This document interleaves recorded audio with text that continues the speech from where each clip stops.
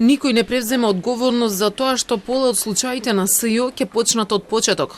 Министерот за правда Бојан Мариџик веќе втор ден за Телман не може да даде изјава како власта дозволи коализија на законите што доведе до ваква ситуација. Официјален беше на официјална трибина за правосудството. Без разлика дали се работи за политичари, суди или било кој, тие што направиле корупција мора да одговараат. А токму поранешни па и сегашни високи функционери на ВМРО ДПМН се обвинети во 6 случаи кои ќе почнат од почеток во кривичниот суд. И председателот на судот беше на трибината, но Иван Џолев реши зад камери да префира и да ја убедува јавноста дека нема опасност од застарување. Верувам дека сите можат да завршат до крајот на годината, вклучувајќи го и најобемниот Титаник, ако се направи добра динамика.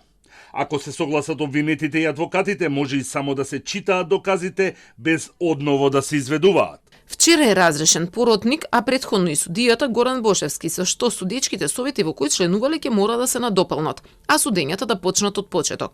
Практичарите, судии и обвинители сметаат дека може да се избегне ова што се случува. Мислам дека не треба да се вложат посебни напори за да се види возраста на поротникот кој што се става во тој совет и да се види дали согласно планот на работа на судијата по тој предмет, доведено во корелација со возраста на човекот кој што се става за судија поротник, тој предмет ќе може да се заврши пред да се пензионира или пред да му истече мандатот на судијата поротник.